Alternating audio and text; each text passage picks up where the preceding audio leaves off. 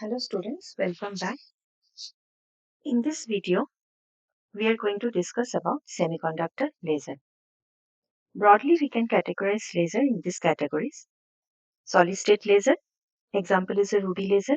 Gaseous laser, example is a helium neon laser, NTAC laser. And semiconductor laser, example is a gallium arsenide laser. So here in this video, we'll discuss about the semiconductor laser. Semiconductor laser was invented in the year 1962.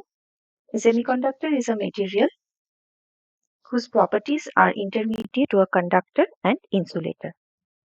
A semiconductor has a conduction band and a valence band which are separated by a forbidden region which is known as the band gap. Now, it can be regarded as a two-level atomic system. Remember that a laser action in semiconductor involves energy bands rather than discrete energy levels.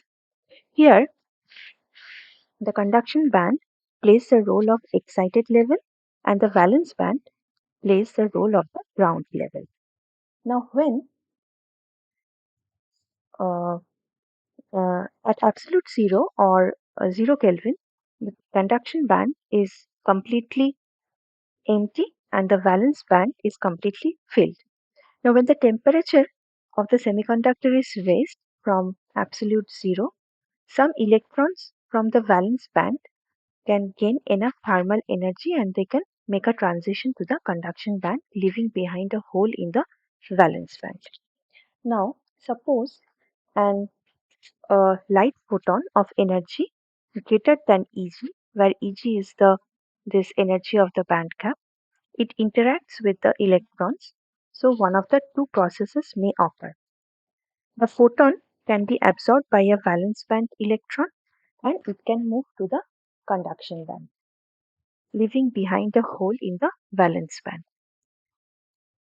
The photon may stimulate an already excited conduction band electron, which would move to the back to the valence band, emitting a fresh photon in coherence with the stimulating photon.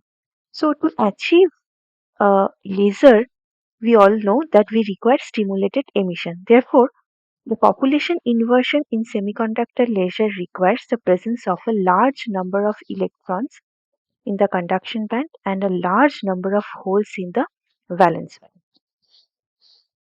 An easy way or easy method to obtain the population inversion here is in the form of a PN junction diode having high doping densities and forward bias currents.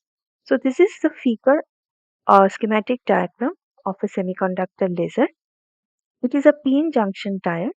The top and the bottom have faces have metallic contacts to pass the current through the diode, and the front and the rear faces are highly polished.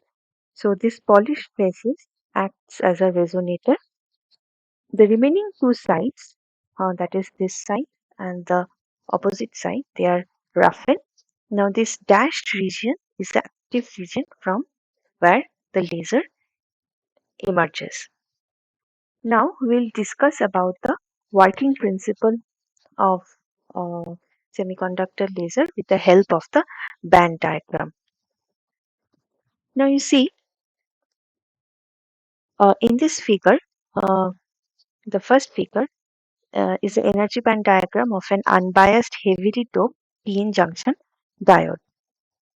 Now since these are heavily doped, so here due to high doping in the N side, the donor levels are broadened and extend into the conduction band.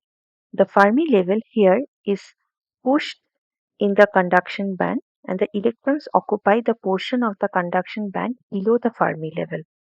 In the same way, on the p side, due to heavy doping, the Fermi level lies within the valence band and the holes occupy the portion of the valence band that lies above the Fermi level. At thermal equilibrium, the Fermi energy or the Fermi level is uniform across the junction. You can see here the potential barrier is quite high, so the chances of recombination of electrons and electrons and hole is quite less. Now, when this PN junction diode is connected to a forward bias, when the forward bias is applied, that means the uh, P type, uh, P part is connected to the positive terminal of the battery, and the N part, N type, is connected to the negative terminal of the battery. So when the junction is forward biased, the electrons and the holes are injected in the into the junction in high concentration, and they can recombine. Now, when the forward bias is applied, two things can occur. Number one, when the forward biased current is low, when the forward bias current is low, what happens? The recombination of the electrons and the holes occur, but this causes spontaneous emission of photons. Thus, the junction acts as a LED. Now, what happens when we increase the forward bias current? Now, as we increase the forward bias current is increased and it crosses a threshold value. The carrier's concentration in the junction increases to a very high value, and as a result, the junction region contains large number of electrons in the conduction band and a large number of holes in the valence band. Therefore, the criteria of the population inversion is achieved, and the electron holes recombine and leads to spontaneous emission. Now, these spontaneous photons are internally reflected several times at the polished wall. Now, they stimulate the conduction electrons to recombine with the holes in the valence band. So, these stimulated electron hole recombination produces coherent radiation. So, when the photon beam becomes sufficiently intense, it emerges from the junction as the laser. Gallium arsenide laser is an example of the sodium is an example of the semiconductor laser. Now it is has a wavelength of 9000 angstrom, and this is basically in the infrared region. So this is all about the working principle of the semiconductor, how semiconductor lasers are produced. Now let me discuss some of the points regarding the comparison of the semiconductor laser with other laser. Now you see in semiconductor laser, the electronic transitions are associated with band structure. These I have already mentioned with the band structure of the materials. And in other laser, the transitions are between the discrete energy levels. Now, the active region of the laser here is very narrow. So it's nearly equal to 1 micrometer. So the divergence of the laser beam is considerably larger than any other laser. That means the laser beam usually emerges over a wide angle. Semiconductor is extremely semiconductor laser.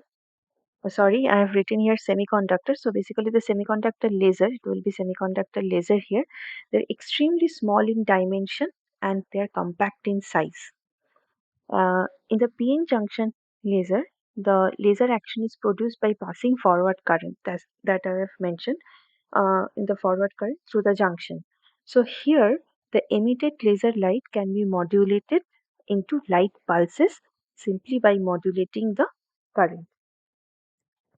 So that means uh, because as I've mentioned that the semiconductor laser is very compact in size, and so it has a capability for high frequency modulation. So because of this property, because of its compact size and capability for high frequency modulation, they are best light source. They are best suited for optical fiber communication. So these are the applications. This application of semiconductor laser. So these are all about semiconductor laser. Hope you have uh, liked the video. So if you like the video, subscribe, share, and hit the like button. Thank you.